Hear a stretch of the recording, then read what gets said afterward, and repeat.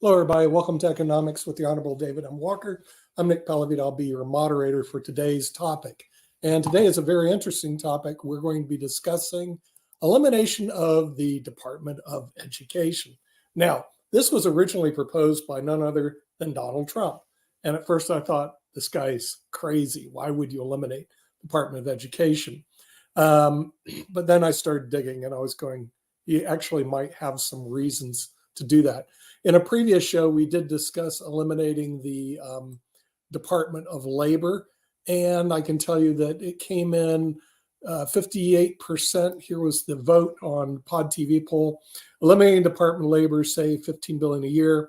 Pod TV LinkedIn poll, 52% said yes, 48% said no. Now, when it comes to eliminating the Department of Education, you actually have more no's than yeses, but they may be like me. When I first saw this proposed by Trump saying, what are you talking about? Everybody's for education, until you start digging into the Department of Education. Then here's what we found out. Number one, the Department of Education, they're on tune to bring us 900 billion more in debt in the next 10 years. Okay, that's a big problem. Problem number two, remember the Supreme Court case where they said the student loans can't be forgiven? I hope you remember the Andrew Jackson when he removed the Indians from the Trail of Tears. He told the Supreme Court, you made your decision, now enforce it. And the Supreme Court couldn't enforce it. Well, Joe Biden said, well, you made your decision to not allow me to eliminate loans. I'm going to eliminate them anyway. You made your decision, Supreme Court, now enforce it. And apparently they can't. So they're eliminating right now about 200 billion in loans. Problem number three I've seen, the budget. The budget of the Department of Labor never mentions, isn't even in there, science, technology, engineering, and math. Now, why don't they do it? Because if you read through the Department of Labor's budget, it's mainly a social cause budget. It shouldn't even be in education. It's like all these social things thrown in there. But interesting, Department of Education budget never even utters a word of science, technology, engineering, math. Another problem. K through 12 education in the United States, not even the top 25, according to PISA scores. That's not good. We don't even make the top 25 in the world. And of course, medicine, law, engineering, pharmacy, and business are all ignored by the Department of Education. Further, what's ignored? Plumbing, electrician, construction, welding, automotive, computer tech, all ignored by the Department of Education. So after having that brilliant report card, they want $90 billion or a 13% increase for what I call a D grade. So somebody comes to you and they're failing miserably and they want an increase. Who do you go to? Washington, D.C. Who do we go to? As soon as I get my buzzer off, we go to the Honorable David M. Walker, the former Comptroller General of the United States, and then we'll go to our panel. So, David, I did my opening statement. I just go, first of all, I thought Trump was crazy. Then I went through their budget and I go, well, maybe he's not crazy. But what are your thoughts about the Department of Education? Well, it's good to be back with you, Nick. I can be with you for about 45 minutes this morning. As we talked about last week, when we talked about the Department of Labor, there's a need to step back and fundamentally reassess what needs to be done, who needs to do it, how best to get it done. The federal government has grown too big. It's promised too much. It's subsidized too many. It's lost control of the budget. It's assumed more responsibility for things that, quite frankly, could be better done at the state and local level, which is, frankly, what the founders envisioned. Last week, we talked about the Department of Labor. This week, it's the Department of Education. It's a little bit sad that we're talking about the possibility of eliminating the Department of Education when Rosalynn Carter just passed away yesterday. May she rest in peace. And when Jimmy Carter, who created the Department of Education as a spinoff from HEW, probably doesn't have a lot more time with us here on this earth. But the fact is the Department of Education, in my view, has largely been a failure. And one of the things that we need to do is that we need to recognize what are the functions and activities that should be performed and who is best to perform them. Most education in this country is determined at the local level through school boards. Yes, there are departments of education in each of the states. And so the real question is, why do you need a federal Department of Education with the type of results that we've been getting, which are just totally unacceptable? Not top 25 in the world in K through 12 education. So I think what we need to do is we need to say, what do they do? And to the extent that it ought to be done, to what extent should it be done at the state or local level, or to what extent can it be done by another department or agency?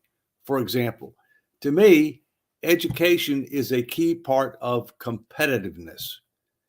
And my view is that one of the things we ought to be thinking about is creating a department of competitiveness that would merge.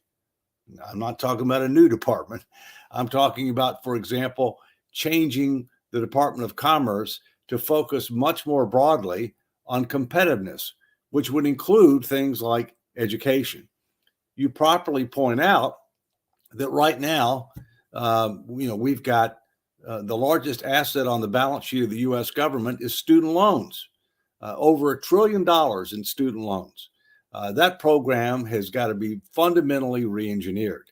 And frankly, the federal government shouldn't be the one issuing the loans. The federal government should only be guaranteeing loans issued by the private sector in circumstances where those loans make sense, where people are getting degrees from institutions and or trade certificates, which is something we ought to be pushing much more, where we need from a macro standpoint in the country. And yes, we ought to think about providing some student loan forgiveness, but only in exchange for service. So the education department, I think, has not done us well. There are certain functions that need to be performed, but you don't need a whole separate department to be able to do that.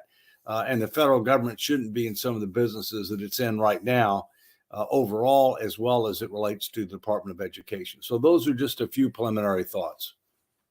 Okay, we'll go to our panel, and we have from the head of Wall Street Hackers, we're going to bring in Peter Bennett.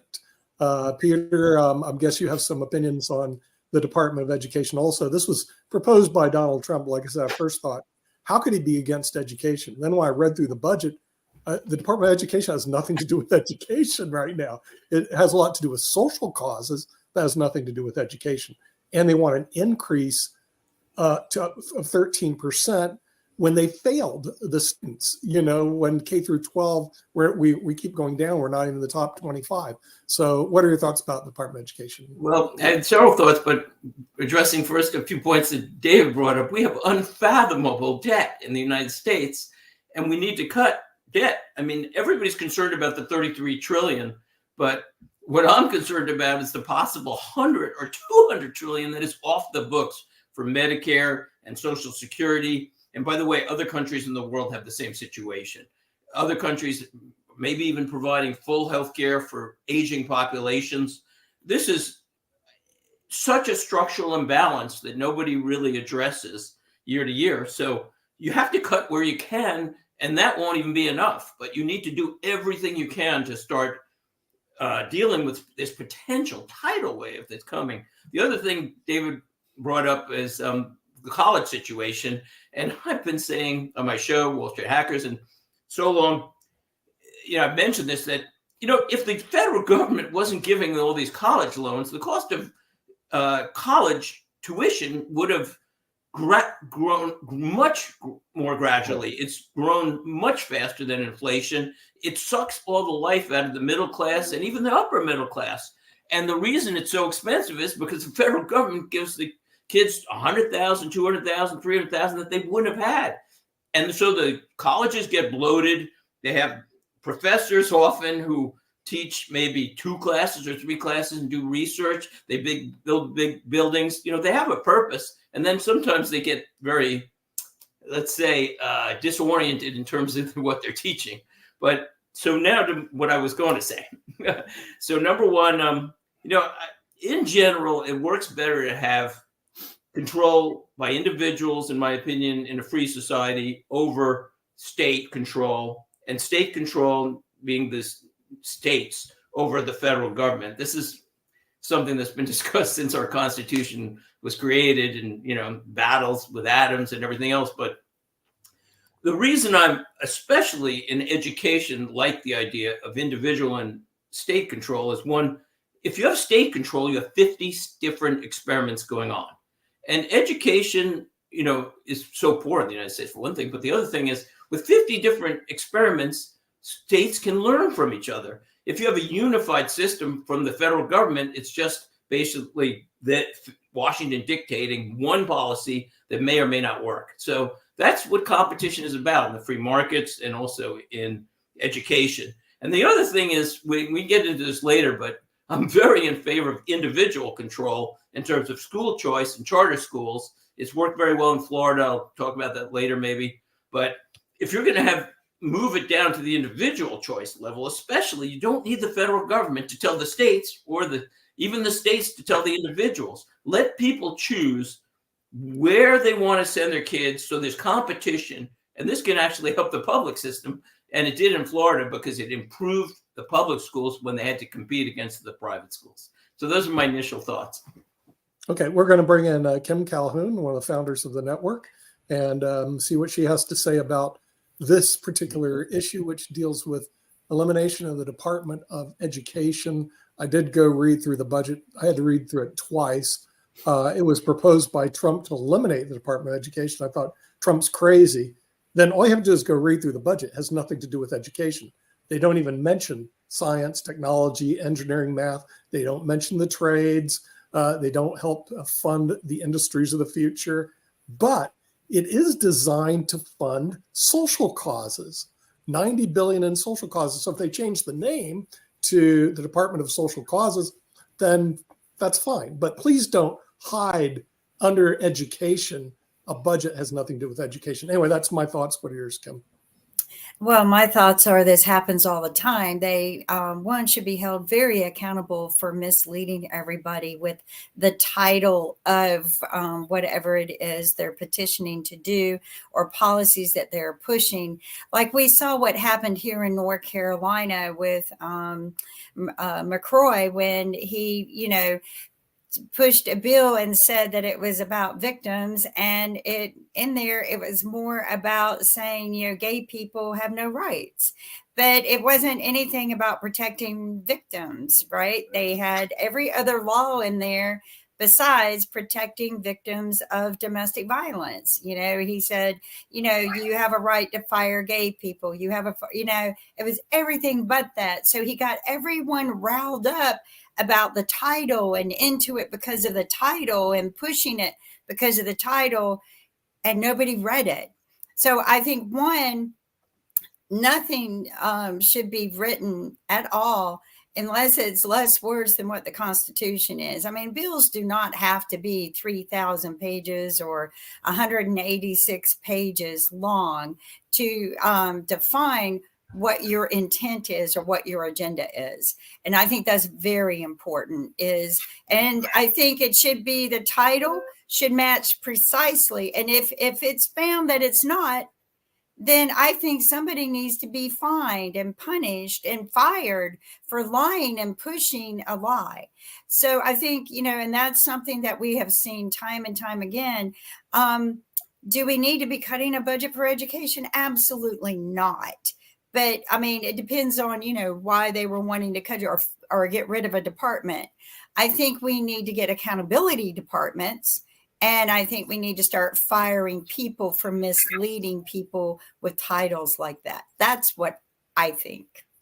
Okay. It has nothing to do with education. No, I mean, unless we want to educate people on what the bills say. So then we have a show that reads the bills and talks about what they really say. It's like the Inflation Reduction Act had nothing to do with I can't hear you. inflation. Oh, Well, unfortunately, truth and advertising laws Nick, do not you're apply to muted. politics and government. David, I can't hear David. I said, Okay. unfortunately, truth Can and y'all hear me? Yeah, we Yes. can hear you. You have some problems. I on your can't end. hear any of you. Okay, Yeah, but Kim, that's it's on your side. on your side. Yeah. You may want to come back in, Kim. Okay. We also have overseas, we have Shaquille Latmer. Now he doesn't have any. Hi, Shaq. Can anybody Yeah, hear me? We Yeah, can we all can hear hear you. Yes. Hear us. Got to fix your computer. All right. You don't have any dog in this hunt because you're in Australia. But what are your thoughts about Trump wanting to eliminate our Department of Education? And then I read through that. I don't know if you read through the budget. There was nothing to I deal with can't hear you. very little education. You know. Well, well, I mean, given that all the countries I live in rank higher than the US, I'm not sure I'm in a good position to say what you should do over there. But look, I think this is a problem. I mean, we in Australia and elsewhere, we're seeing some of our education levels fall. It's got to be a concerning problem at some level for people in government that our competitors like China, Japan, Taiwan, all these countries rank really highly. For Australia, one of our biggest competitors as a financial hub for this region of the world is Singapore. They rank number one in all three of these areas. The German kids are reading and writing and speaking English at a higher proficiency than we are in Western countries where the majority of us grow up speaking English. I mean, this is a terrible situation. I think looking at the US, I think that you really do need to put more power in the hands of parents and families. I do like the idea that Milton Friedman had with school vouchers and things like that, where parents could actually use that money to educate their kids how they see fit. But I also think that perhaps you need to get away from just academic education. There are some kids that just aren't interested or just aren't good at it. And I used to think it was a good idea to just make them go through school because, they need to get an education. But I've changed my mind on that as I've gotten older. I think that it would be better to take those kids that perhaps have greater affinity to other subjects, more trades-based subjects, and let them focus their time on that. And those countries that have tried that have tended to do quite well. Sorry, Dave. Oh, no. Go ahead, Shaquille. Let me finish. I just want to go on after you. Go right ahead. Yeah. I think that those are effective things. I think we should be trying everything. One of the problems that I would say, which I think is much more pronounced in a country as big as the United States, is when you have that top-down type of system. The national curriculum is something which was a little bit controversial when it was brought out here in Australia, because why do you want to teach kids in country Western Australia the same as you're going to teach the kids in inner city Melbourne? That doesn't make a lot of sense in a lot of cases. And I think that that's even more pronounced when you're talking about the United States. It has a population 14 times as big as ours, to have this sort of top-down national education objective. I don't think it makes a lot of sense. And just lastly, one of the things with education as well is kids will be made to do certain sports. And I know even here I've got little girls that live next door to me, and one of them really likes gymnastics, but she's forced to do ballet, or maybe it's the other way around. She really likes ballet, but she's forced to do gymnastics. Why? And the gymnastics school is just across the road from her school. So can't she just opt out of that and then go to something that she's more interested in? But the school system doesn't allow for that to happen. And so kids end up being forced to do things that they don't want to do. And when I went to school, I was forced to do art. I suck at art. I can't even draw a stick figure properly. So, I think that there needs to be more flexibility. Parents need to have more control. So, get rid of the education department. Just give the money to the parents in the form of vouchers and let them choose. Dave. Well, thank you, Shaquille. I think we need to determine what are we trying to accomplish, okay? And government, unfortunately, doesn't do that often. I mean, we need to promote economic growth. We need to promote individual opportunity. We need to make sure that we maintain our competitive posture in an increasingly interconnected and interdependent world. A key part of that is education. It's also a key part of it, not from the macro standpoint, but also from the individual standpoint, for them to be able to maximize their opportunity and their ability to have a decent quality of life. In doing that, there's certain fundamental knowledge and skills that everybody needs to have. We're talking about reading, writing, arithmetic, some exposure to science, if you will. But there are also other things that they need to have, whether they go to college or not. And I'll come back to that. And that is, they need to have financial literacy. They need to have civic responsibility. Those should be mandatory before they graduate high school. In addition to that, we need to recognize that, contrary to longstanding belief, college is not for everybody. Not all colleges are equal. Not all degrees are equal. We need to try to learn from other countries as well. For example, Germany. Germany does a much better job of trying to ascertain what are the skills and abilities and interests of individuals. And then they try to match the skills, interests, and abilities of the individuals with the needs of the economy, which includes promoting the trades, which includes other occupations that the country needs, that the individuals might be more geared towards and might enjoy more, and where they can make a decent standard of living and raise a family and have a decent quality of life. So, I think our education department is a perfect example of where people are well intended. How can you be against education? Nobody's against education. It's like defense. How can you be against defense? Nobody's against defense. But as Ross Perot would say, we got to lift the hood. We got to look underneath. We got to define what we're trying to accomplish. We got to make sure we're focused on the right things. And we got to hold people accountable for results. We're not doing any of that. And it's not just the Department of Education.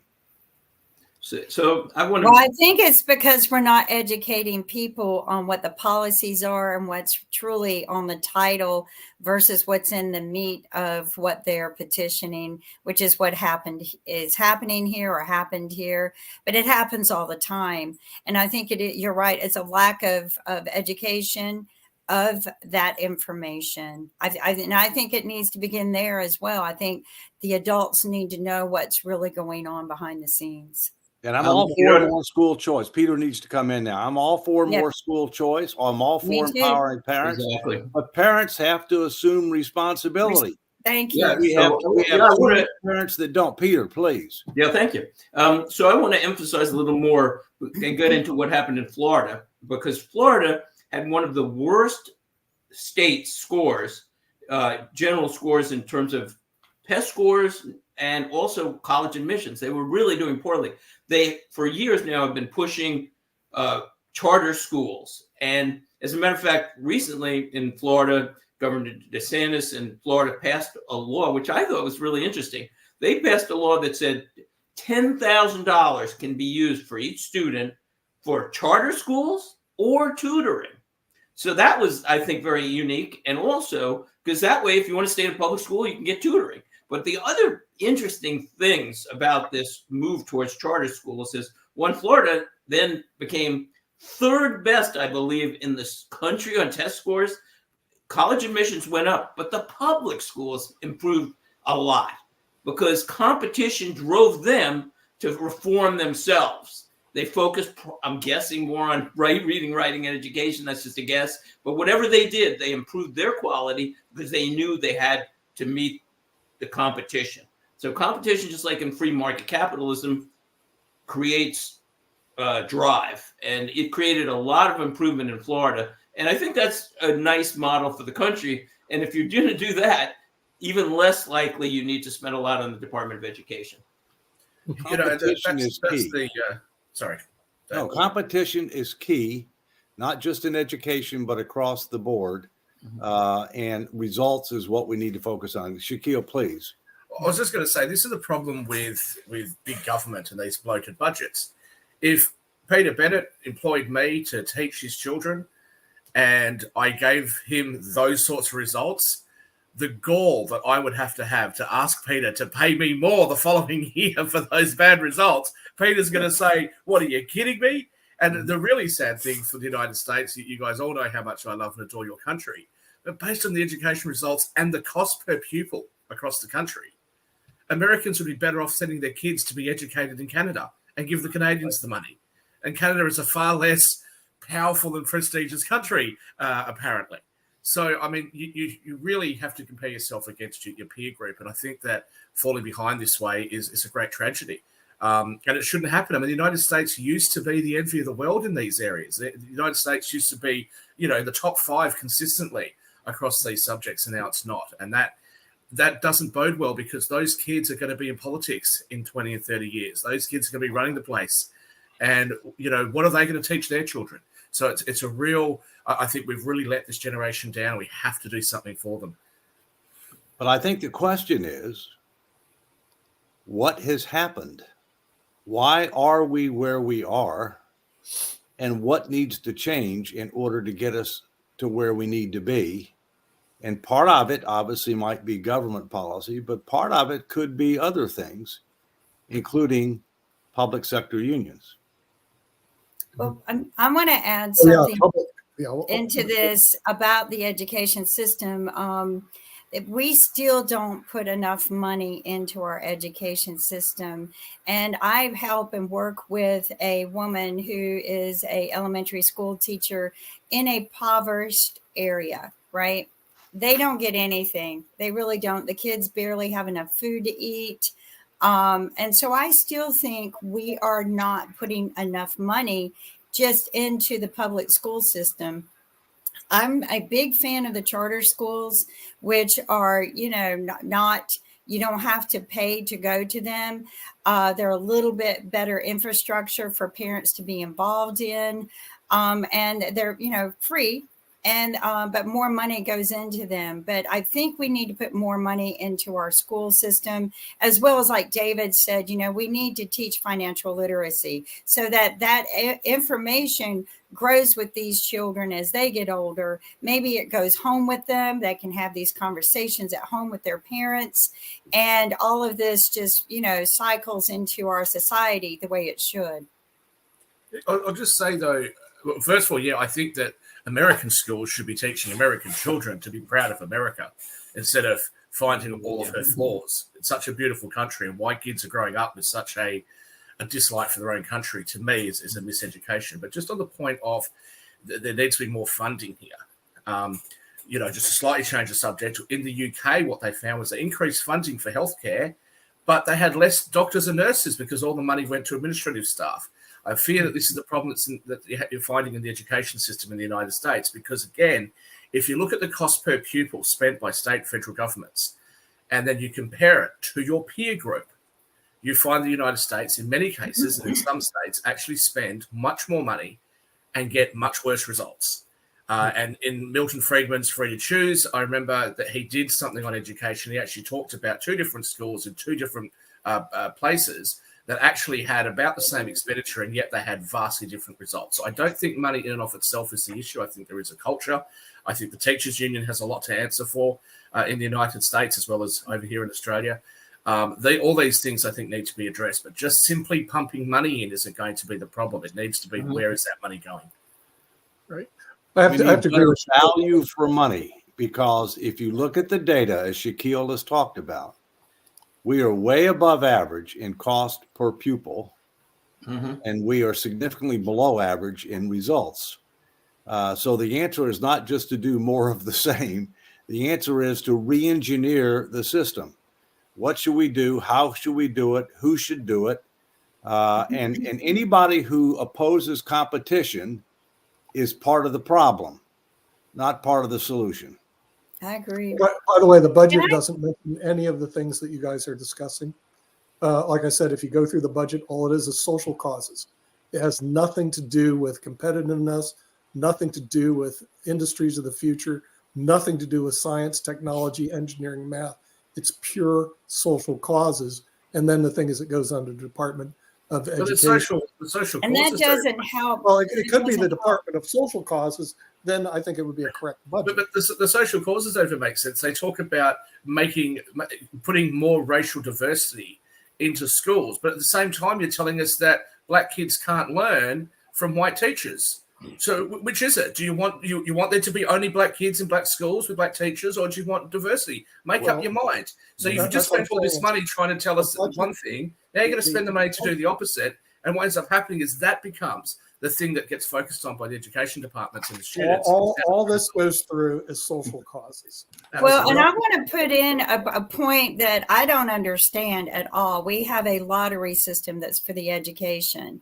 The lottery system is supposed to put the money that we put into the lottery. And of course, some people win, some people don't. But the rest of it's supposed to go into the education system. And it's billions of dollars since it started. Where is that going? Where's that money going? Because Kim, that apparently that it's not varies. going to the education system. That varies by state. Okay. Right. For example, I lived in Georgia twice. Yes. And the governor who created the system committed that he would dedicate it to the education system. But as we all know, money is fungible, right? I mean, it's part of the issue with regard to the recent controversy regarding Iran. If they end up getting several billion more dollars, then maybe they don't end up spending it on what you don't want them to spend it on, but they can spend other money on that and then spend the money that you just gave them on something else. But in fairness, in the case of Georgia, they do have tuition-free college. That money is dedicated to give scholarships to people who graduate from high school with at least a certain grade point average. And if they do that, then they have the ability to go to a state university where the tuition, not everything, but the tuition is paid for by the state. So some states do it right, some states don't. But again, that's merit-based. I mean, people have to achieve a certain amount in high school before they get that. It's not everybody. In the case of our student loan program, it's totally out of control. That I agree. We're giving people money that shouldn't be going to college, to universities that we shouldn't be subsidizing, for degrees that aren't marketable. All right. And then you get a president who wants to give away part of the largest asset that we have on the balance sheet, which is student loans. This is especially when you're in $31 trillion worth of debt and you're heading towards all the crises that we've talked about, Medicare, Social Security running out of funding, etc. And then you're making decisions like this. It is quite mind-boggling. I'll just say very quickly as well, if you can get private tutoring, I would say that is one of the greatest advantages that you can get. I had some of that when I was at school.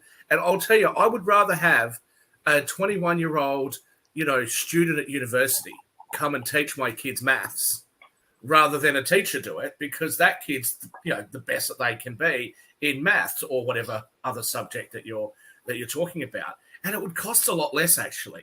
The royal family has private tutoring for their kids. And if it's good enough for them, it should be good enough for all of us. And frankly, for the teachers' unions that are worried about there being all these teachers out of work, not at all. If the teachers are really good, then and you're giving funding for tutoring, which means that there's a much lower student to teacher ratio, you would actually have a lot more educators. So there'd be competition all the way around, and it would be so much better as far as outcomes are concerned. It would also mean that kids can learn at their own pace. The things that they're already proficient in, you don't need to focus on as much. Where they're lacking, you can focus on that and bring them up to speed. You would just have so many better results. I don't know why there is any opposition to this in the United States or elsewhere. Part of it also deals with what David just briefly touched on. It's the public sector unions. Unfortunately, I had some experience with that, and so did my wife with the public sector unions. They make it difficult unless you think the way they think to get a job in teaching.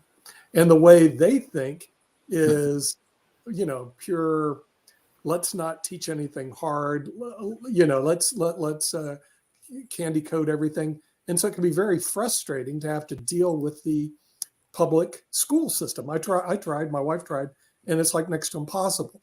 At first, I thought charter schools were bad because it takes away from the public schools. Then I realized the public school system sucks. You better have charter schools, because without charter schools, you have no competition. The public sector unions have a stranglehold. You can have a master's degree, a PhD, and you can't even teach there because you have to go through their indoctrination program to teach there. So the first thing you got to do, create the charter schools so that the public school unions lose their grip on purported education, which your kids aren't getting. My grandkids. We need to keep culture, or I think we need to start re-infrastructuring our public schools to work more like charter schools. The charter schools are free. Anyone can apply for them. My sister, who was, extremely impoverished there for a while, when she was raising her 3 children by herself and couldn't get any support from anywhere, she put her kids in the charter school because it was a little bit better attention for them, and it worked very well. And I loved it. I loved the fact that it was uniforms. The kids weren't into, I'm wearing this, it was very infrastructured on education. And And it just met a good social need in the area. And I think all of our schools can become that. I really do. But the amount of money we have in our society that it gets wasted, I think it can be pumped back into the education system and become better. And their education was good. Their education was Maybe we ought to talk for a minute about our own experiences. From my standpoint, I have 2 children. And I strongly preferred, my wife and I strongly preferred to put them in the public schools, which were much more diverse, if the public school was decent. right. And strongly preferred that. In certain circumstances, the public schools weren't decent, and therefore we had to put them in private school. But even when we put them in private school, we wanted a school that was diverse. Diverse not only with regard to the population of students, but diverse with regard to academics, athletics, music, etc., where you get a well-rounded education, even if it meant that we had to send them all the way across town, which was the case in Atlanta, rather than to several of the, let's say, more homogeneous schools that were very close to where we lived. And so, again, I mean, there needs to be more competition. We need to link resources to results. And these are fundamental principles that are critically important for education, but frankly, apply across the board. I'd like to elaborate. We keep saying competition. I meant to break this out. So what's interesting is there should be competition in different areas. So it's not just quality, but also competition over topics. So maybe one school wants to teach, and the third thing is thought. So let's say a school wants to teach a liberal agenda. Okay, if you want to send your kids there, fine. Let's say you want to send your kids to a school that teaches America is great. Well, you could send your schools there. Same thing with topics. If you want to send your kids to a school that teaches reading, writing, and math more than focuses on some other topics, then you have the right. So this is why individual freedom should drive the results. And Kim is right. More money should be spent, but it should be driven towards encouraging the charter schools to compete with the with the public schools, so that the public schools become more like the charter schools. Exactly. I would just say, before going and spending more money, and David, you can perhaps comment on this, but I would suggest, and not just for your own country, it's something I'm suggesting here in my countries that I live in. I think that there should be an audit, actually, of all of the expenditure that goes on in all of these different programs that we're paying for collectively as taxpayers, to say, where exactly is our money going? We just had this come up with the Indigenous voice to Parliament over here, where very vocal Aboriginal and Torres Strait Islanders said, look, we're spending all this money, but none of it's getting to the people. So I think the taxpayer has a right to know how much of the dollar that is spent on education is actually going to the students' education versus being eaten up by all these other administrators. Exactly. And, they want to build a new flash building and all that sort of stuff. Good point. And they did do a study recently, Shaquille, and when the budgets increased for education, 75% was spent on administration, 25% on teachers. So there was a study that most people, when they say let's increase money for education, it did not go to teachers, and certainly did not go to improving the curriculum, improving the outcome of the United States versus the rest of the world, because the unions don't want to disclose what we're disclosing. Yeah, K through That's 12, exactly what Peter we're Bennett not is even in talking the about, I top think, what he says. 25 countries. I haven't looked to see if Australia beats the United States, Yes, but we we're do. beaten by. yeah. So, do you guys feel? Yeah, I'm Yeah, sure they that's- do. But that's- let me, if I this can is jump in people for a horrible. second. We were in the top 5. If We're you in the put, top 5 of everything. Now we're if you put not even private in the top. for-profit companies in there to compete with not-for-profit charter schools and charity-run schools and foundational-run schools, as well as public schools, you'll probably find that the privately run schools and some of the charity-run schools are going to shrink that administrative cost. That means more money directly into education. I think that's why a school voucher program across the Western world actually would be really, really effective in getting those better results. And we have to do something. Let me jump in for a second. I don't think we need more money in education. I think we waste a huge amount of money. Exactly. I don't think we need more money in defense. I think we waste a huge amount of money. The real question is, what are we trying to accomplish? How do we measure success? What are we doing as compared to that? What kind of results are we getting? The fact is that there are audits that are done of the Department of Education and every other major department and agency in the federal government, but they're financial audits. And all the financial audit does is to say, all right, it provides accountability over the resources. It does not say that you're operating in an economical, efficient, effective, ethical, moral, or any other basis. All right. And so it gives people a false sense of security that when the Department of Education gets a unqualified opinion on its financial statements, that everything's okay. When in reality, the problem that we have is we're not getting results. We're not getting results. No matter how much money you have, we're not getting results. And the idea of throwing more money at a system that is getting worse results with the passage of time is, as Einstein would say, if you give the same, something to the effect that if you keep on doing the same thing with the same people over and over again and expecting different results, that's the definition of insanity. That's beautiful. And when Well we go, said, David. Well said. Yeah, when we go back to the budget, though, like I said, science, there is no objectives in education. Let's throw all the money. And when I went through that, let's throw all the money to Head Start. Let's throw it to social causes. Let's throw it through what, but nothing says, let's throw it into science so that the United States moves into, remember, we're not even the top 20 in science in the world. Okay. There's no objectives, David, in the Department of Education in Washington, D.C. None whatsoever.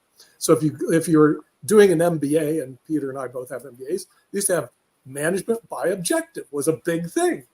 Okay. What about management with no objective? Jimmy Carter was for that too. Also zero-based budgeting. Right. Management. Well, how I about management with no budget objectives? There is no objective. Or if it says that it's about delivering results for the American people. Now, I'm not American, but you guys are. How do you feel about the results you've gotten so far? Yeah, they don't even define results. All they have to do is put in a budget, we're going to allocate this money so we can move the United States in the top 20 in science. Seriously. Well, but they don't even have an objective to be in the top 20. You're coming to a point. Your peer group. What's the difference? You might as well double the budget. You're still going to get the same result. You're only spending $90 billion now, but you're outspending your peer group per student, and you're still falling behind. Clearly, it's not a money issue. Clearly, there's something else. No, it's not a money issue. They have no objectives. David, as you say, there is no plan. Yeah, there's no plan. And the other thing is that one of the things that I pushed when I was Comptroller General, not only that we needed a plan, and by the way, every department and agency has a plan, has a strategic plan. What we don't have is that we don't have a consolidated plan for the U.S. government. All right. The problem is the plans that a lot of these departments and agencies have don't have something that I've been advocating for years. It's called key performance indicators. What are we trying to accomplish? Right. How do we measure success? How are we doing as compared to plan? Are we getting better or worse? How do we compare to a competitor or comparator groups? That's only when you have all of those answers do you know how you're doing. Because even if we're getting better, if we're still way below average internationally, that's not good enough. Okay. And so these are fundamental principles that the government has not been following and needs to start following. Yeah, and if you go further, the teachers have to do that. The teachers have to be accountable for everything, and whether their students are passing, there is a certain level that they do the KPIs and make people, and the students have to take tests. I think somewhere from the middle of the infrastructure up, the money's being misallocated and misspent. I agree with David. We already have the money there. It just needs to be allocated with an agenda. It needs to be allocated with a purpose, and it's not. I think it's just being pocketed by other people and misused. I would point out that, there are entrenched interests and things are not even going the right direction, because look at national testing. First of all, there's a movement in states and various places to say, oh, national testing isn't fair. So they want to do away with testing. So, any school can give somebody an A if there's no standards, no equal measures. But the other thing is now the colleges are saying, oh, maybe you don't have to take the SATs, and it's like, okay, so if you're in a locality that just gives out A's, oh, you've got great, you might as well go to Harvard. It's going the wrong direction, and the federal government needs to step in at the college level, at the public school level, to create competition, and the whole thing needs to be revised. And so many other areas in the government do. You'll be pleased to know that one of our top universities in Australia, you Americans have exported some of your bad ideas, and they've now said we're no longer going to be admitting people based on merit. We're going to be admitting people based on diversity. What are you talking about? This makes no sense. And if standardized testing is such a bad idea, then why do you require people to sit for a driving test? Doesn't matter if you went through the red light. Doesn't matter if you can't change gears. No problems. Here's a driver's license, because none of that matters. In fact, we'll judge it on, can you do feminist dance? No problems. Off you go. Here's your license. Well, Nick, it sounds like you guys have plenty to talk about. And lady, I need to go to a meeting downtown Washington. So Help them out, David. you guys Have continue fun. the conversation. I look forward to seeing you next week. See you next I week. hope everybody who celebrates Thanksgiving has a great Thanksgiving. All right. Happy Will do. Thanksgiving. Thanks, Thank David. you. See you next week. So I'm looking at the budget. I'm not sure if you guys have seen the budget that Nick sent I out to haven't us, seen but it. having a look through it on the last few pages, it actually shows what the projections are, which I think are, look, they're projections. It's hard to project a decade out. But between now and 2033, they're expecting to have another $17 trillion in deficits added to your national debt. So you're going to go from 31 trillion to almost 50 trillion. But don't worry, Peter, it's not too bad. You're also Wait, expecting Shaquille, you're probably only talking about on the books, right? on the books, that's right. Shaquille, but it's the off the books that they won't even discuss the fact that there's no money for Medicare that they were supposed to be putting away in Social Security, and so it's just so phenomenal. I have read that the amount potentially that the U.S. government, again, all world governments I've looked at countries in Europe, countries in Asia, China, South America, they're all in the same rough situation in terms of their retirement plans and their Medicare or healthcare budgets. And what they've done is they basically have no money put aside for this huge tidal wave of debt coming. It's going to affect everybody. And it's either, I always go into this in Wall Street Hackers, and it's either going to go one of two directions. And this will be how it will affect people. For years, I couldn't even figure out, how are they going to deal with this? But one thing I figured out is the most likely scenario is we're going to be heading for zero interest debt or negative interest. So inflation, even if it's at 2 or 3 or 4, and probably it'll never get below 3 again in the United States, will be at 3 maybe, and negative interest rates are 0. So it's going to be it's going to affect the whole economy. But countries cannot afford to pay interest on this amount that maybe I've read is more money unfunded than all privately held houses, stocks, and bonds in the United States, and it's similar in other countries. It's just, you can't print that much money without an effect. So one, it'll have an effect, and 2, it's just, they're going to try to control it. If they don't control it, it's going to be massive Zimbabwe inflation. But I think they're going to use what's called bond yield curve control, which has been done in the United States, done in Japan, and they're going to drive the government will drive the interest rates down to 0 or negative. It's the only way they can deal with this. And even then, I would expect Yield curve massive control only inflation. works on the short end. It's very difficult to do that on the longer end because of the markets. Look, if you can freeze some of the spending, if you can look, when Biden took over, and look, I understand it was COVID, but if he was able to not increase spending by too much, with that extra increase in government revenue would have taken care of things as inflation comes up, as long as spending was controlled a little bit.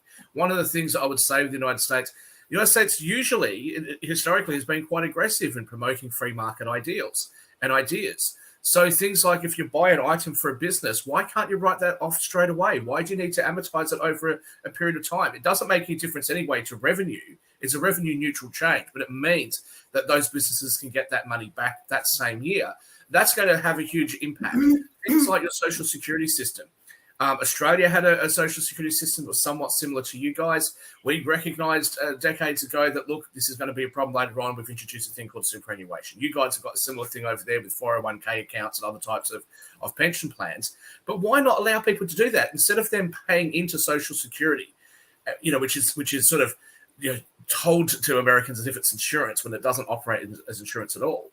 Let people have a little bit more say as to how that money is going to be invested. Let them put it into the markets. Let them put it into other places. And just lastly, to your point about the unfunded liabilities, prior to COVID, the estimate of the total value of the stock market in the US was about 80 trillion. You guys have got 200 trillion in debts or in unfunded liabilities. This is ridiculous. I do believe the housing market and the total value of the real estate market in the US is worth more than that, but this is not healthy. It really isn't. And as you said, Peter, very rightly so, it's not just the US, it's all over the world that has these issues. And it's the most powerful countries, it's the so-called wealthiest countries in the world that are experiencing this. So I'm not sure what school they all went to, but something's gone wrong. No Well, financial education They in do those not schools. do well in math. Potentially. Shaquille, I don't think they do well in math because remember, we don't even hit the top 25 in mathematics in the world.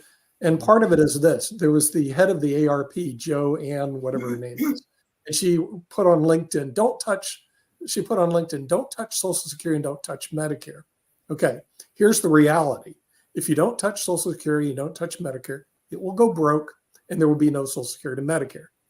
But her sending that out there, then everybody goes on the LinkedIn line saying, oh, I agree with her. Don't touch Social Security. Don't touch Medicare. I agree with her. Don't touch it. Hey, the math doesn't make any sense. Social Security is going broke next decade. Medicare goes broke this decade. All right. So whether she likes it or not, you're going to be forced to make changes in Social Security. That is the common thought, but my thought is the opposite, that it won't go broke because the government is going to, in the end, print money, and then print money. Okay, but I don't think the only viable solution because they promise they can't. I agree. Yeah, Peter, I agree. That's probably what their solution is going to be, and the cost will be inflation. Absolutely. And that will mean those dollars that people are getting aren't worth that much anymore. Exactly. Because of that. I did a study of this about 15 years ago when I was actually studying finance. Sorry, Kim. Okay. Well, what I was going to point out is majority of our leaders who are making all these decisions, they never had a financial literacy course. They all probably passed algebra, calculus, geometry, science, but none of them really took a financial literacy course. And our country is showing the results of this. They're just doing things, knee jerking, let's just send everyone PPP loans and in millions of dollars, don't make them pay it back, even though it's a loan, forgive them. They're not thinking, they could have even done a 0% interest payback, but they didn't even do that. So what I'm saying is that you have a lot of people who are just knee jerk thinking, who don't have the education to do a financial plan for our country. They can do geometry and they all passed geometry and they all graduated from college. But and Nick, you know this. This is why we started the TV show. Nobody ever had financial literacy. And that's our problem with this country. So I did a study of this back when I was studying finance, 15, 20 years ago. My numbers are probably going to be a little bit off because it's coming from memory and it's, things would have changed a little bit. But I did a study of what was the actual return that a person who paid into Social Security actually received on their money. And it worked out by my calculation to be about 0.8%. Yeah. So my suggestion to you would be, if you're an American and you think Social Security shouldn't be touched, give people the choice. So, Peter Bennett, you're working. Here's your choice. You can leave your retirement funds in the government-run program that's going to give you 0.8%, or you can do something else with it. Now, maybe there'll be some restrictions and you have to have an advisor or whatever, but you can have a bit more control. What would you prefer? Are you happy with the 0.8%, or would you like something else? So, those- Shaquille, I have a question for you, because this is something I always wrestle with, and I don't have an answer on this, so I'm not taking a position. But here's my question. So, if they privatized Social Security directly, indirectly, let's say they said, well, you can put in, half your money into the stock market.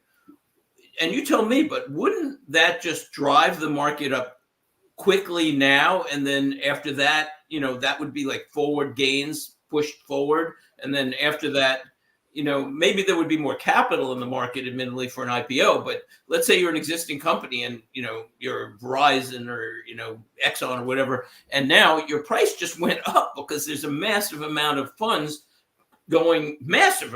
Social Security funds going into that. So aren't you just pushing the gains forward, or am I wrong? Because I don't have an opinion on this. I can't figure it out. Potentially, yes. But it's worth noting that the rest of the world, I mean, most Australians have what we call superannuation. And most of that money is invested in the US stock market. So we're benefiting from your market. So why don't you guys? All right. But back to your main point, yes, that may well be true, but there's actually some benefits to that. Because not all of the money has to go directly into the stock market. You might want to invest in, real estate. Or you might want to invest in, interest rate based products, which gives a lot more money to the banks or to shadow banks, other financial institutions that can make small business loans, etc. Now, normally there are some restrictions on the amount of risk that you're taking in these sort of retirement based accounts. You may also find something that Nick does, insurance and pension plans and things like that. That might be something that fits as part of your portfolio. Or in your case, Peter, you have a much more diversified portfolio than I do because I'm a much more active trader. You might look at, okay, I want to put some money into gold. I want to put some money into all these different things. But the point being that I think you're better off letting people have the choice, come what may. Maybe it doesn't work out quite as well as you would have hoped, but I cannot imagine that it would be worse for the country than what you currently have. They can't do that, Shaquille, because here's the problem. All right. When the money goes into Social Security, they take the money from the Social Security Trust Fund to buy the U.S. debt. They use it to buy the U.S. debt. That's true. It's not there. So the money isn't there. So the reason they can't do what you're saying, what you're saying is totally true. They can take it, invest in asset allocation, do much better in the market. But the problem is the U.S. is so much in debt, and they have to issue more debt. Joe Biden's budget is asking for another $1.7 trillion in debt. So they're going to have to issue bonds. Nobody's going to buy these stupid bonds. You know who buys those bonds? The Social Security Trust Fund. Well, and the insurance companies and banks that have to buy them. But this is precisely the problem. The everyday hardworking American family, right, the middle class, because they're the ones paying into all this. Okay. They are actually what's happening is the money's being stolen from them. That's my view of it. The government and those people at the top are stealing that money. And then when you come up with things like let's increase the pension age or let's decrease benefits, that's a default. Again, if I was running a product, Peter's been paying into this product for a whole heap of time. Then I say, look, Peter, I've got this great deal for you. I'm going to pay you less and I'm going to pay you later. That would be a default. Peter would sue the hell out of me. But the government does, and it's like, we're just trying to stabilize the system. No, you're ripping off the life savings and the hard work of the middle class, and that is not a fair thing to do. And you know what? What they're going to do is print the money. Right. And you're right, it's going to hurt the middle class. And what will happen? Well, because when you print that money and you have high inflation, it exactly. You'll have high inflation and low growth. Yes. So what you get is the people at the top that already own all the assets, their asset prices go up, and everybody else is left scrambling to try and pay their grocery bills. But inflation is a quiet tax on everything. So this way, they don't have to increase your taxes. They do not have to decrease the expenditure. But when you go to McDonald's and buy a hamburger, you're going to be spending $15,000 for a McDonald's hamburger. Why? Because we need the money to pay off the national debt. And so you're going to see a huge inflation because the people do not want to make the hard decisions to keep the economy straight. And I can tell you, the person in the ARP on LinkedIn goes, don't touch Social Security and Medicare. Don't have it part of the conversation of the national debt and deficit. What are your thoughts? We'll bring that next week on Economics Monday. But I was going like, are you kidding me? the thing is unsound. It's like it's going to blow up. It's like the SpaceX missile. I just saw that went up and blew up. Okay, that's what's going to happen with Social Security and Medicare. And she's saying that's what they should do. They should say to everybody who's Don't on talk Social about Security, it. look, we gave it to NASA, we flew it up into What space. happens if That's we where don't your talk money about is. it? Well, if you don't talk about it, then the thing is it'll go away, Peter. Yeah, So that's like an don't- ostrich. It's not like an ostrich, right? It's not Don't always talk- this good She strategy. literally said, don't talk about Social Security and Medicare as part of the national debt conversation. Don't even discuss it. Don't touch it. Okay. Yet at the same time, it's like saying, hey, this thing's going to explode, but let's not talk about it. But we'll talk about it at a future time on Economics Monday. We're past the hour and we'll see everybody next week. Bye-bye.